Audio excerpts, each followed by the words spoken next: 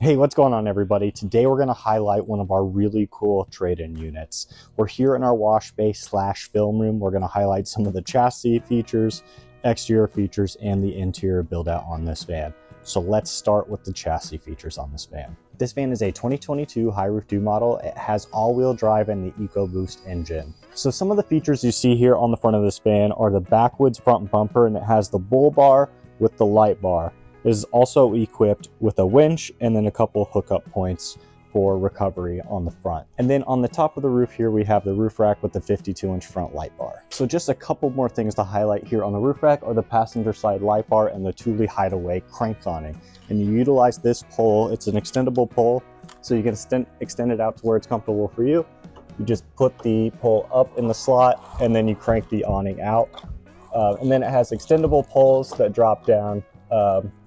And they also have some stake points so you can stake it down to where it doesn't blow around if it does get windy. And then on the back of the roof rack here, we have another light bar that goes off the back that's really helpful if you're setting up camp. You can turn that light bar on when it's dark outside and really illuminate the area and give you a nice bright workspace for those nights where you're setting up camp. So now on top of the roof rack here, we have a nice walking platform so you can walk around and access things. If you do want to store gear up here, you have that option. And then right here is 200 watts of solar power that's going to help trickle charge your battery system, a Dometic DC powered air conditioning, and then the air vent right there. On the back of the van here, we have this ladder rack, which will obviously help you access the roof of the van, the spare tire carrier, and then the Illuminous deluxe box on the back here. That's really going to come in handy if you are somebody that wants to lock gear in the back here or carry a generator or extra gas and you don't want that smell inside the van. You can store it in the box and lock it up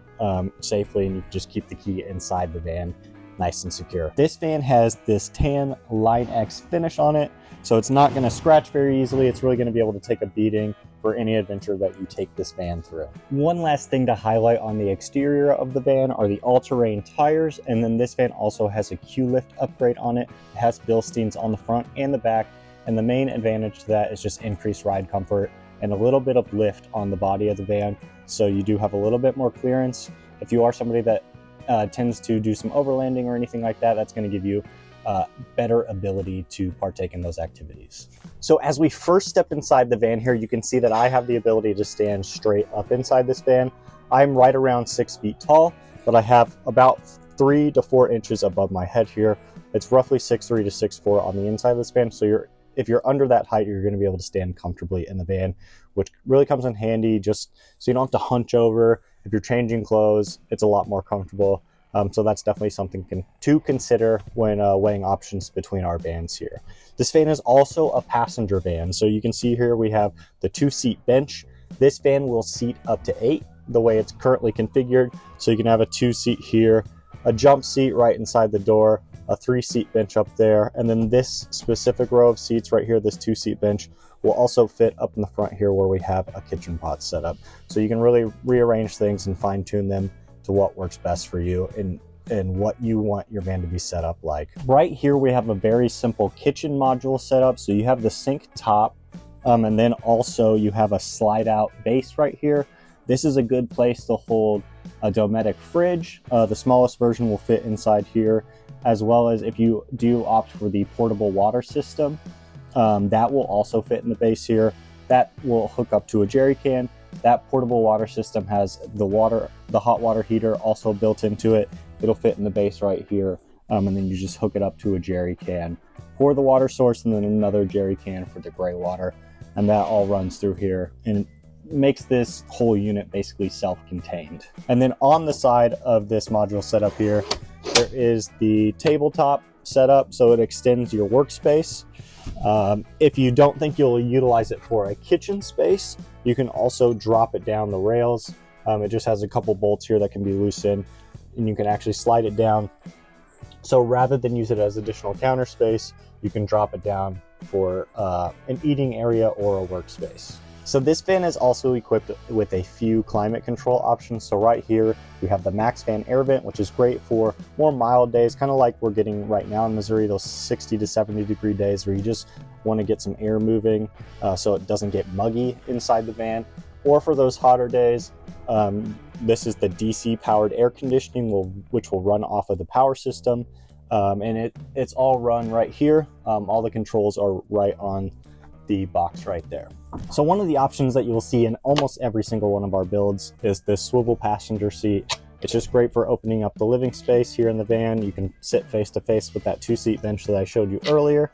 And that paired with the Lagoon pivot table gives you another eating area or a workspace that you can work from the road on. So right here over the slider door, we have a set of switches. So it's going to run some of your interior and exterior lighting, as well as the stereo in here. These things also have a dimmer on them. So after, you can see after a few seconds, they start to dim, and then eventually they will time all the way out. So if you do have some light sensitivity, they will not stay on, they'll kick off and go completely dark. Right here, we have the S-bar controls.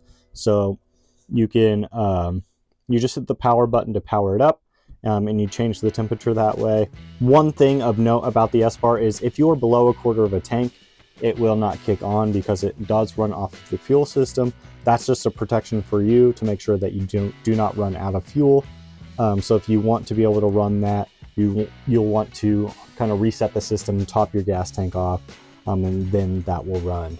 And then right over here is the kind of the controls, the overview of your batteries, the intake and the outtake, and that will show you your readings for your total charge that you receiving, or the total charge that you currently have in your battery system at the time. So in this specific dual model setup, we have the bunk bed set up here. So right now these are configured with 2 single beds, but if you can see right here, we have a lock with a hinge. This platform also extends all the way out and makes a full-size platform. This also has that ability as well. If you want to have two full platforms, you can do that. One great thing about these Murphy beds here is they fold up completely out of the way to the side, and then also they can be taken completely out. If you do want to use the van as just a cargo van back here, you can get these completely out of here. One of the great things about the way these beds are specifically set up with these ratchets is you have the ability to level your bed. So if you're on maybe a slope like this, you're parked, your van's sloped off to the side a little bit, you can just crank one of these sides up and level the bed that way, so you're sleeping on a flat surface. That's an advantage you get with this bed setup as opposed to our drawbridge or hydraulic bed. So that's just something to consider when looking at the 3 models of these vans. So kind of the last thing to highlight on the interior of the van here is our power tower. This van has 920 amp hours of lithium in here, so it's got 2 460 amp hour master volt lithium batteries. It also has a 2000 watt master volt inverter, so that's going to allow you to run all your outlets throughout the van, and so you can charge different devices and everything like that through those outlets. Up here is the solar controller, so that's where those 200 watts of solar on the roof are going to help trickle charge your battery system. And then right here is another set of those switches.